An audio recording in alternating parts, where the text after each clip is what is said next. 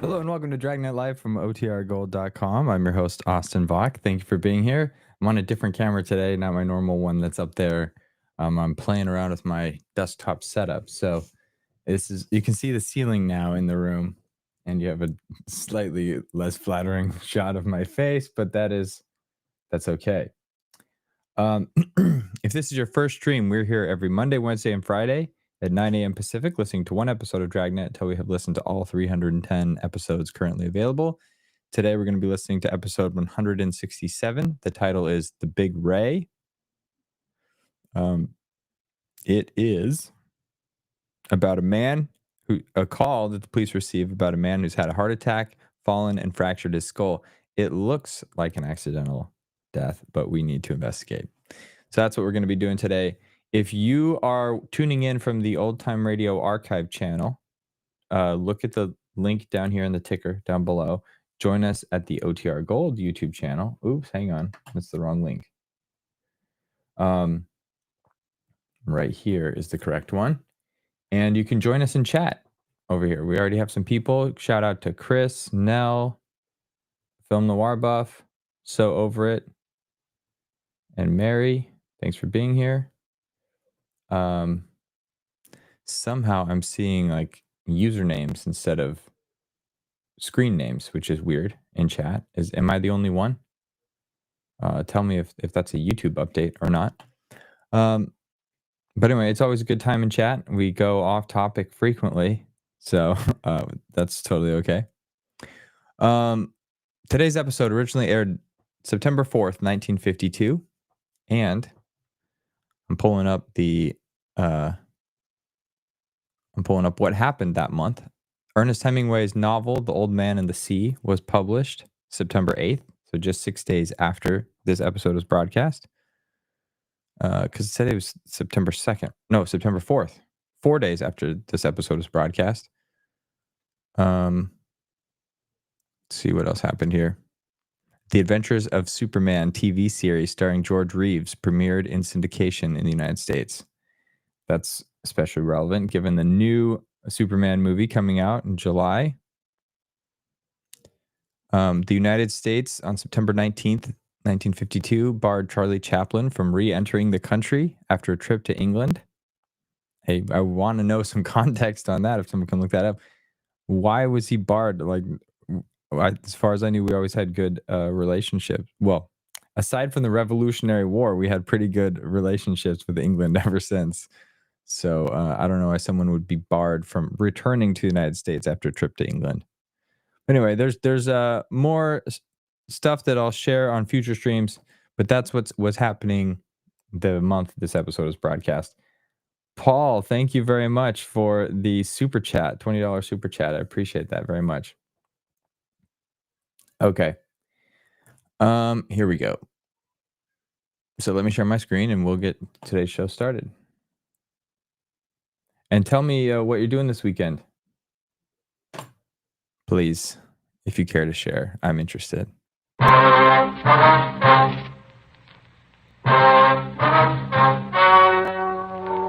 Ladies and gentlemen, the story you are about to hear is true. The names have been changed to protect the innocent. Fatima Cigarettes, king size, extra mild and soothing, brings you Dragnet on both radio and television.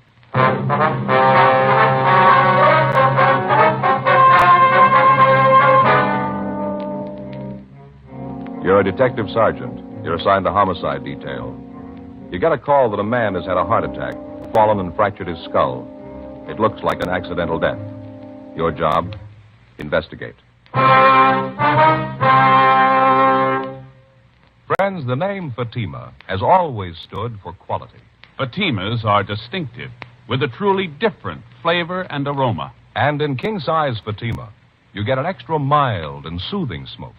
Plus, the added protection of Fatima quality. Remember, in Fatima, the difference is quality. Because of its quality, its extra mildness, its better flavor and aroma, Fatima continues to grow in favor among king-size cigarette smokers everywhere. Switch to Fatima yourself today. Ask your dealer for Fatima in the bright, sunny yellow pack.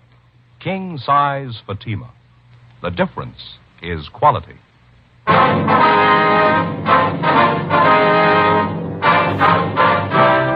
Dragnet, the documented drama of an actual crime. For the next 30 minutes, in cooperation with the Los Angeles Police Department, you will travel step by step on the side of the law through an actual case transcribed from official police files. From beginning to end, from crime to punishment, Dragnet is the story of your police force in action.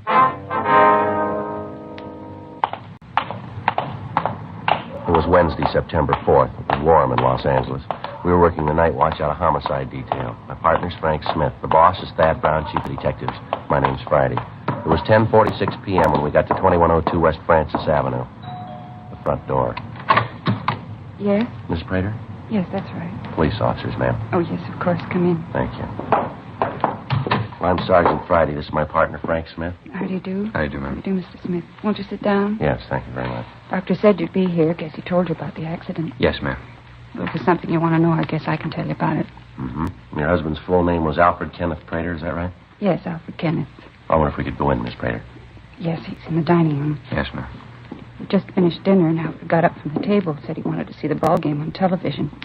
Excused himself and got up. Then all of a sudden, he put his hand on his chest and started to stagger. Said something about his heart. Asked me to help him. Yes, ma'am. Go ahead. Well, I jumped up to go to him. He just crumpled and fell. Hit his head on the table. Lay there, didn't move. The doctor said his skull might be fractured. That's what it might have killed him. Did you call the doctor right away? No, I stayed with Alfred. My mother called Dr. Adams. He's her own doctor. When we got here, poor Alfred was gone. Try to take it easy. Dr. Adams, he's the one that called us. Yes, he said he would. Something about a death certificate. I didn't understand it. Well, Miss Prater, maybe you'd like to go into the living room. Yes, please. All right. Can we get you anything? Glass of water, anything? No, I'll be all right. It'll just take a minute. All right. I'm sorry. Yes, ma'am. Just a few more questions. Did your husband have a history of a bad heart, any trouble like this before? Not that I know of. He never said anything about it. He used to work awfully hard, long hours. Well, has your husband been under the care of a physician? No, never was sick. Had a doctor where we used to live. Since we've been here, we haven't had any need for one. Your husband ever give you any indication there was something wrong with his heart? No, if there was something wrong, Alfred would have said something about it. We had no secrets, told each other everything. Married 14 years and never had a single fight that amounted to anything. Wonderful husband. One couldn't ask for anything more. Good provider. Well, who was here when your husband had the accident, ma'am? My mother, she lives with us. Is she here now? Yes, she's in the next room lying down. It's been a trying time, officer. Yes, ma'am. All those years, Alfred and me. When Ray was born, he's 9 now. Happy family. All the neighbors used to tell me how lucky I was, but I knew it. I knew it. Now it's all gone. I wonder if we could speak to your mother, Miss Prater. Yes, of course. I'll get her. Sergeant? Yes, ma'am. She's 55. Hasn't been too well lately, and this whole thing's been quite a shock for her. I'd appreciate it if you'd be as brief as possible. Yes, ma'am. We understand. Mother? Mother, are you awake? Yes, dear. What is it? There are 2 officers out in the living room. They'd like to talk to you. What about? It's about Alfred. Alfred, what about him? I just wanted to ask you some questions. Nothing wrong. I'll tell him I'll be right there. All right, dear. She'll be right out, officers. All right. Thank you, Miss Prater. Can I get you something? A cup of coffee or something? No, not a thing. Thank you. No, ma'am. Thank you very much. If you don't mind, I'd like to make a pot of tea for Mother and myself. Yes, go right ahead. Do you want to come out in the kitchen? We can talk while I put the water on. All right, ma'am. Did you call the coroner, Frank? Yeah, Joe, before we left the office. Should be here any minute now. Have to get a sketch of the room before he removes the body. Yeah. Ray's the one who's going to suffer for it. How's that, ma'am? Poor little kid. He and his father were great friends. I don't know what he's going to do when he really knows what's happened. Well, doesn't the boy know about it yet? Well, yes, he was here when it happened, but I don't think he realizes yet what it means. How old did you say he was, ma'am? 9. He's 9 last month. Where is he now, Miss Prater? He's in his room, asleep. Here's Mother now, officers. Mother? Yes, dear. Mother? This is Mr. Friday and Mr. Smith. They're from the police. My mother, Mrs. Atkins. Hello. How do you do, ma'am? Ellen says there's something about Alfred. Yes, ma'am, that's right. I don't see any need to call the police. Accident, that's what the doctor said. Well, there's no death certificate, ma'am. We have to look into it. It's just routine. Mrs. Prater told us pretty much what we want to know. We'd just like to get your side of it. Sure, I was there, you know. I saw it all. He got up from the table, said he had a heart attack. Well, he wasn't fooling me. I beg your pardon? He wasn't fooling me. I knew. Heart attack. Phooey. I don't understand. He was drunk. Mother. Well, I still think he was, and you ain't going to change my mind. Had Mr. Prater been drinking? No. Well, he maybe had a drink on the way home from work, to relax him a little. Mm-hmm. Relax him. There was no trouble relaxing him. Big thing was to get him off the dime. Laziest man I ever knew. I told her not to marry him. I was against it all the time. I knew his type. Out carousing around. Hanging around in bars. And he'd come home and take it out on poor Ellen and little Ray. Mother, please. Alfred was my husband. He's Ray's father. He's dead. Find a little forgiveness in your heart. That's all I'll find. A little.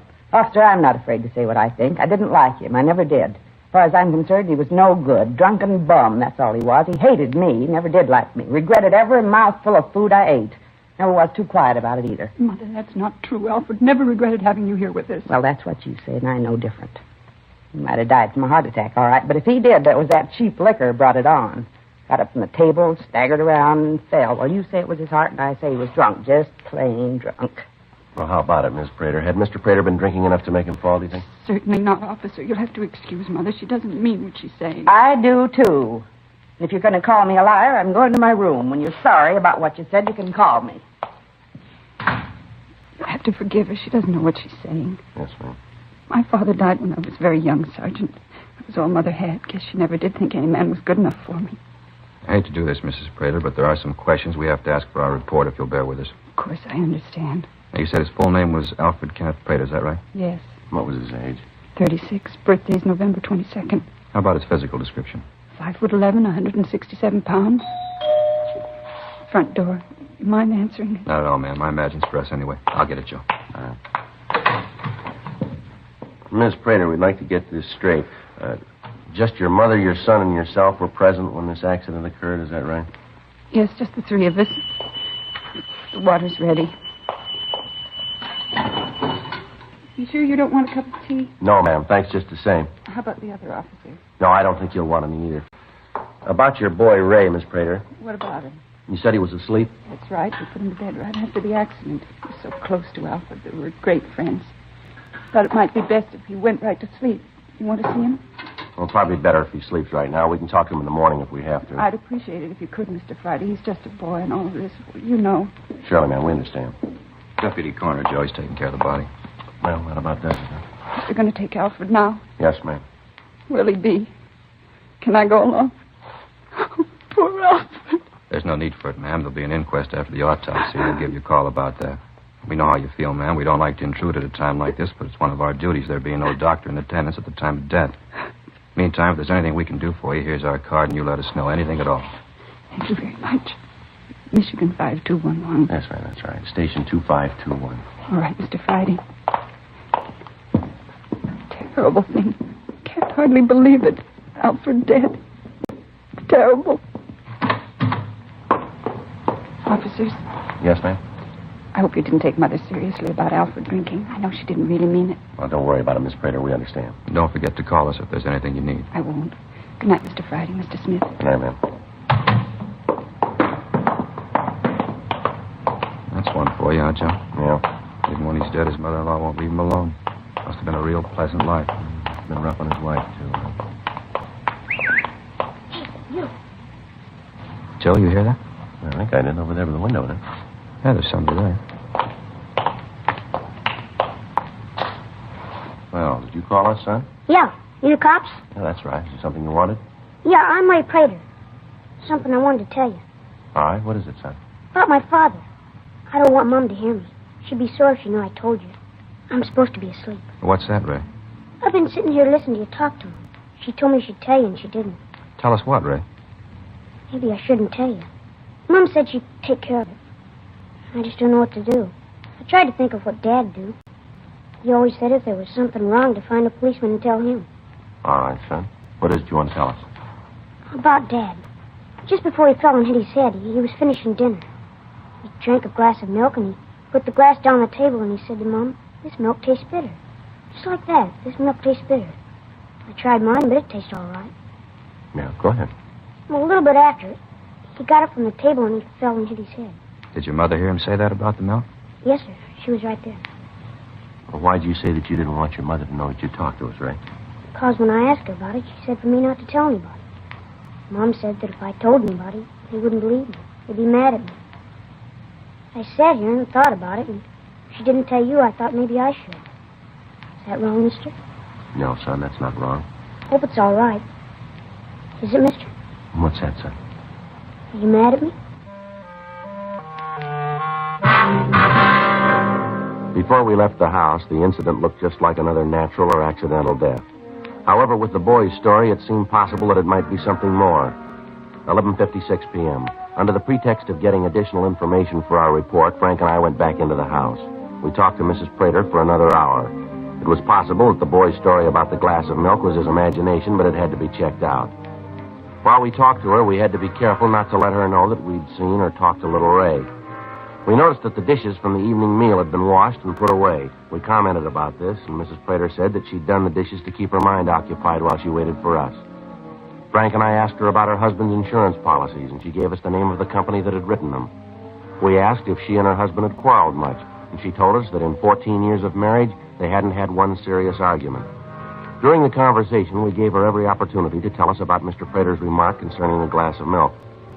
She didn't mention it. Until we received the results of the autopsy, Frank and I figured we'd better wait before questioning her further. 12:34 a.m. We got back to the office and signed out. The next morning, we put in a call to the insurance company to check on the husband's policies. The deputy coroner said we'd have the results of the autopsy by noon. Thursday, 11:20 a.m. Yes, sir. Mm-hmm. All right, sir, thank you. Yeah, that's right, Smith, 2521. Thanks again, bye. Anything? The insurance company says when they wrote the policy on Prater, there was nothing wrong with his heart. Yeah. Good-sized policy, Joe. Yeah. $25,000 double indemnity in case of accidental death. Who's the beneficiary? His wife. The guy at the company told me that Mrs. Prater called last week, wanted to know the premium on a larger amount. Mm-hmm. He gave it to her and said they'd like to send a salesman over to the house to talk to her and her husband. She said it wouldn't be necessary. She'd bring him down to the office. They haven't heard from her since. $50,000. Sure good enough motive, isn't it? Yeah. It's funny about the kid, isn't it? What do you mean? Figuring what his father said about the milk might have meant something. Must have been a tough decision for the little guy to make, whether to tell us or keep quiet. I get it. Homicide, Friday. Yeah, just a second. All right, go ahead. Oh. Okay, thank you. Abernathy at the coroner's office just finished the autopsy. Anything? Yeah. Considerable amount of poison in the victim's stomach.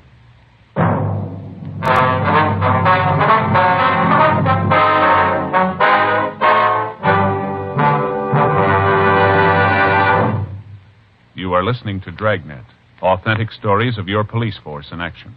Friends, the name Fatima has always stood for quality. Fatimas are distinctive, with a truly different flavor and aroma.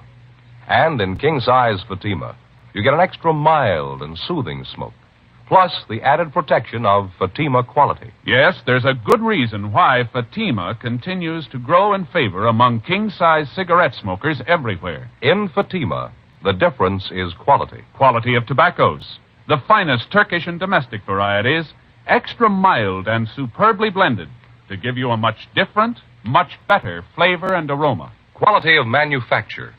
Smooth, round, perfect cigarettes. Rolled in the finest paper money can buy. Quality, even to the appearance of the bright, sunny yellow pack. Carefully wrapped and sealed to bring you Fatima's rich, fresh, extra mild flavor. So next time, insist on Fatima quality. Look for the bright, sunny yellow pack.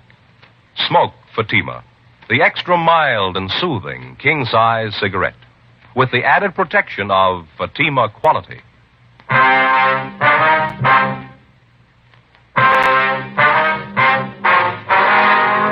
The finding of the poison in the stomach of Alfred Prater had definitely ruled out natural or accidental death. There was still the possibility, however, that he'd taken his own life.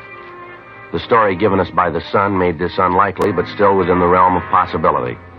1:15 p.m. Frank and I arrived at the Prater residence. Yes? Oh, you're the officers who were here last night. Won't you come in? Thank you, Mary.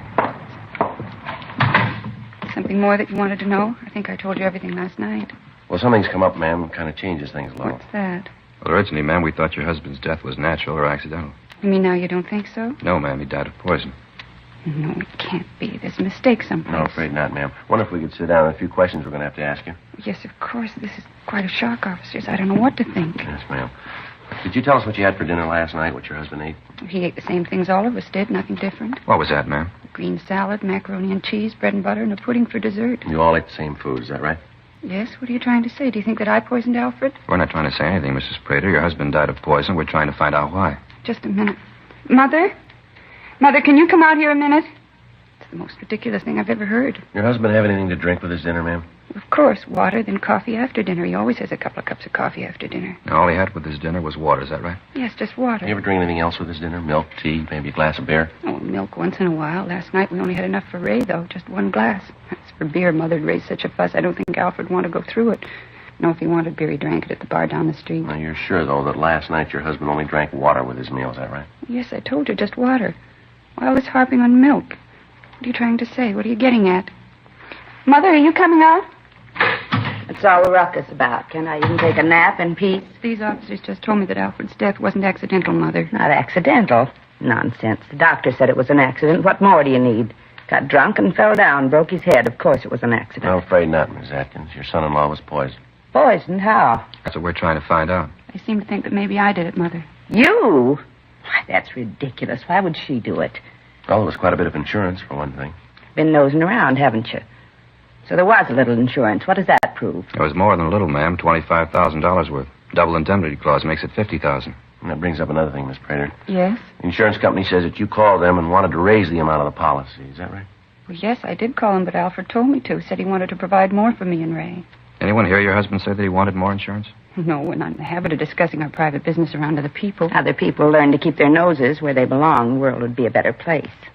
Miss Atkins, I wonder if you could tell us what you had for dinner last night. But that is the limit. I just told you what we had. Isn't that enough? Come in here and you ask a lot of questions. Poor Alfred's not even buried, and you come in here and upset things. Well, we're awfully sorry, Mrs. Prater, but we have to find out. That's what we're paid for. It's all right, Ellen. We've got nothing to hide. Answer their questions, and then maybe they'll leave us alone. But I told them that we don't know anything about it. I told them. All right, honey. Now calm down. Now, dinner last night. What you wanted to know about? Yes, ma'am. Just what you had to eat. Macaroni and cheese. Little salad and some pudding Ellen made. Nothing else? Bread and butter. How about something to drink? Water. Good, clean water. Ray drink water, too? No, he had milk. Mr. Prater drink milk? I told you. We'd like for your mother to tell us, too, ma'am, just to keep the record straight. I think he might have had some milk to drink. I don't remember special. No, he didn't, Mother. Remember when I poured the milk for Ray? I said there wasn't enough for anyone else. Just one glass for Ray. That's all there was. Don't you remember? Well, no, I don't. But if you say it was that way, then I guess it was. You got no reason to lie. Ever occur to you officers that maybe Alfred took the poison himself? Ever think of that? How's that, ma'am? Well, didn't you tell him, Ellen? About how he used to moan around the house saying he couldn't stand it anymore? What's this, ma'am? Your husband ever talk about taking his own life? Yes, I didn't want to bring it up, but now I suppose I'll have to. Yes. Alfred was pretty depressed. He felt that he wasn't getting any place in his job. He felt that at his age he should be farther along. Times he'd get real low, say he wasn't going any place. I did my best to make him feel better. Guess it didn't do any good. Well, did he ever say he was thinking of taking his own life? Yes, several times. I laughed him out of it, and things would go along quiet for a while, and then something would happen that would set him off again. Well, how is it that you didn't tell us about this before, ma'am? Well, I didn't think it'd prove anything. No reason to drag skeletons out of the closet. You satisfied now? You happy? Now you know about Alfred, maybe you'll leave us alone. Is your son here, ma'am? Yes, he's out in the yard playing. I'll call him if you have to talk to him. I'd like to very much, ma'am. All right, I'll get him. And before you go, Miss Prater, Yes? do you keep any poison around the house? Of course not. I'd be afraid that Ray might find it. Nothing at all? Nothing for rats, gophers, anything like that? No, never been bothered with rats or mice. There aren't any gophers around. No, Sergeant. There's no poison in the house. Well, you wouldn't mind if we looked around, would you? Maybe your husband bought some and he didn't tell you about it. No, go ahead and look. I know you won't find anything. Alfred and I had talked about keeping anything around that Ray might get into. I don't recall ever having bought any poison, and I'm pretty sure Alfred didn't. Well, we'll take a look later, ma'am, if it's all right. Now, if we could just talk to your son. I'll get him. Ray? Ray, come in here. No, right now. He'll be right in, Mr. Friday. I hope you won't say anything to upset him. Yeah, Mom? What do you want? These men here'd like to talk to you, son. They're policemen. What do they want to talk to me about? I haven't done anything. We know that, Ray. Just have a couple of questions for you. This is Mr. Friday and Mr. Smith, my son Ray. Hi. Pleased to meet you. You bet. Wonder if you could tell us what you had for dinner last night, Ray? Dinner? Yes, son. Well, Mom fixed macaroni and cheese. We had that. Mm-hmm. Anything else, son? A salad. I didn't like it. Then we had some pudding for dessert. What'd you have to drink, Ray? Milk.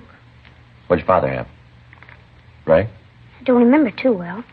You better ask Mom. She'll tell you. I told him, Mr. Friday, only Ray had milk. His father drank water. Ray? That's right, Mr. Friday. Dad drank water. Nothing else. It was apparent that Mrs. Prater didn't know Ray had talked to us the night before, and we were reluctant to involve the boy any more than was necessary.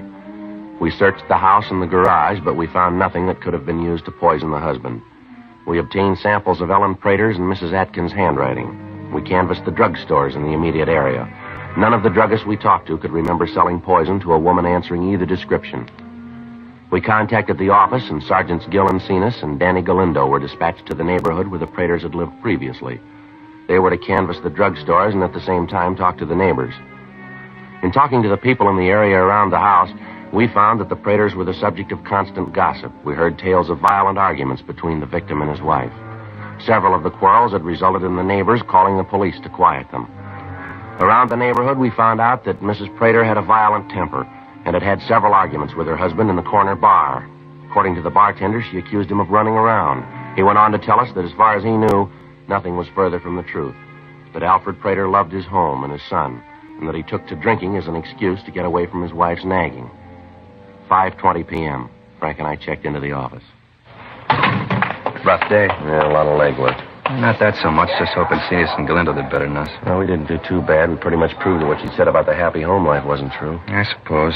Without being able to show they were in possession of the poison, we aren't going to be able to prove much. I got it, Joe. Homicide, Smith. Yeah, Gil. Mm-hmm. How about that? Yeah, ask him to, huh? Okay. Said what? Yeah, I got it. Right. See you then. And Cenas? Yeah, they found the place she bought the poison. Druggist out there remembered her from the description, checked the book, used the name Eileen Peters. Funny thing, though. Yeah. When the druggist asked her the address, she gave him the real one. You know, the house they lived in previously? She said what she wanted the poison for? Yeah, Gil said the book read to destroy pests. On the way out to pick up Mrs. Prater, Frank and I outlined the plan for identification. In the event the druggist was unable to give a positive identification, we thought it better if the suspect didn't know she was being observed. This would forestall any embarrassment to the druggist. We arrived at the Prater home and took the suspect into custody. She said that she couldn't understand why we were arresting her, but that she'd be more than happy to go with us to get the thing straightened out. 6:40 p.m. Frank and I talked with Mrs. Prater in the interrogation room. Alfred and I got along perfectly, never a misunderstanding. Well, your neighbors don't bear that out, Miss Prater. What? They said that you two used to fight all the time. Had to call the police a couple of times. They're busybodies, Mr. Friday, busybodies. They were jealous because Alfred and I were so happy. Once in a while we had a little fuss, but nothing worth mentioning. How about the police being called, ma'am? Well, they might have come by when we were playing the radio a little loud, having a party, something like that, but never an argument. And you said your husband didn't drink any milk the night he died, is that right? That's right, I did. Your boy Ray seems to disagree with that. He said that his father did drink some milk, commented on the fact that it tasted bitter. The little sneak, he's lying, of course, you knew that. Wait a minute, you talked to him. He said that his father drank water, like I said. What are you trying to do, cause trouble between me and my son? No, ma'am. I should hope not. Poor little kid, father dead, and you trying to say that I did it, that I killed Ray's father. You ought to be ashamed of yourself. Yes, ma'am. Frank? Yeah, Joe. It's a little warm in here. You want to open the door for a minute? Yeah, sure. Thank you. Yeah, that's better. It's not too cold on you, is it, Miss Prater? No. Miss Prater, did you ever buy any poison for any purpose? You asked me that before. I told you no then. The answer's the same now. You're sure that you never bought any poison of any type? Absolutely. Did you ever do any business with a Mr. McLean in your old neighborhood? McLean? Don't we call the name? He's a druggist. No. No, I always bought from Mr. Swenson, little drugstore in the corner near the house. Excuse me a minute, will you please? I want to check something down the hall. Yeah, all right, Frank.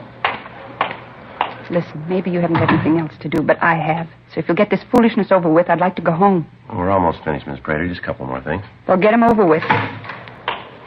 Same one, Joe. He's positive. Mm-hmm. Miss Prater? Yes? Maybe if we lay this thing out for you, it'd be a little better.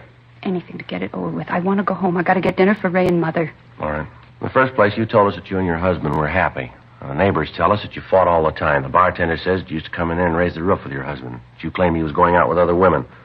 So the part about you and your husband being happy is a lie, isn't it? I don't know what you're talking about. Well, you said your husband didn't drink any milk for dinner the night he died. Your son says he did. What's all this about milk, anyway? What's that got to do with it? Well, according to what your son said, it looks like that's what your husband got the poison in, doesn't it? Where would I get poison? I didn't buy any. I told you that. You searched the house and the garage. You didn't find any. We've got the man who sold it to you, Mrs. Prater. He just gave a positive identification. And Don Meyer, our handwriting man, checked the samples of your handwriting with a signature in the druggist buy book. They're the same. He might have wanted to collect on that insurance policy. Any way you look at it, Miss Prater, the facts point out that you killed your husband. No, why not admit it? I didn't want to kill him. I only wanted to make him sick. Just sick, that's all. So he'd stop drinking, stay home a little bit. I didn't want to kill him. I didn't mean it. I didn't want the money. I just wanted him home with me. Yes, ma'am. Frank, you want to call the stenographer? Yeah, Joe.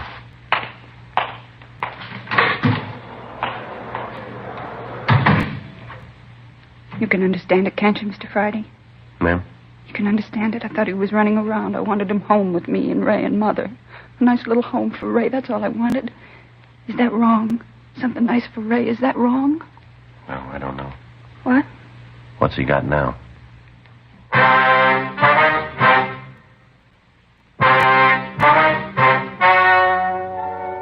story you have just heard was true. The names were changed to protect the innocent. On January 13th, trial was held in Superior Court, Department 87, City and County of Los Angeles, State of California. In a moment, the results of that trial. And now, here is our star, Jack Webb. Thank you, George Fenneman. Friends, you know best of anyone what you're looking for in a king-size cigarette. So here's all I ask you to do. Try Fatima's and then make up your own mind. If you're looking for an extra mild and soothing smoke and a really different flavor and aroma, then Fatima is the king-size cigarette for you. Ask for Fatima in the bright sunny yellow pack. King-size Fatima. The difference is quality.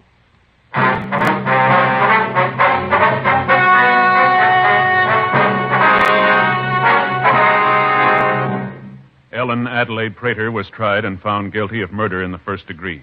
She was sentenced to life imprisonment and is now serving her term in the state penitentiary for women.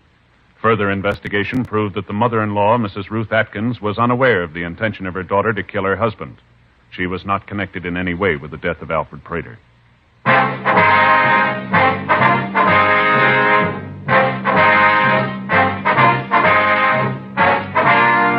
have just heard Dragnet, a series of authentic cases from official files. Technical advice comes from the Office of Chief of Police W.H. Parker, Los Angeles Police Department. Technical advisors, Captain Jack Donahoe, Sergeant Marty Wynn, Sergeant Vance Brasher. Heard tonight were Herb Ellis, June Whitley, Sammy Ogg, Virginia Gregg. Script by John Robinson. Music by Walter Schumann. Hal Gibney speaking. King Size Fatima has brought you Dragnet, transcribed from Los Angeles.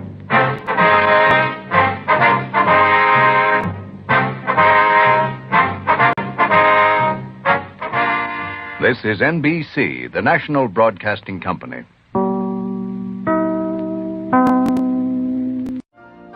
You've been listening to the OTR Gold Network. Find more classic radio at otrgold.com.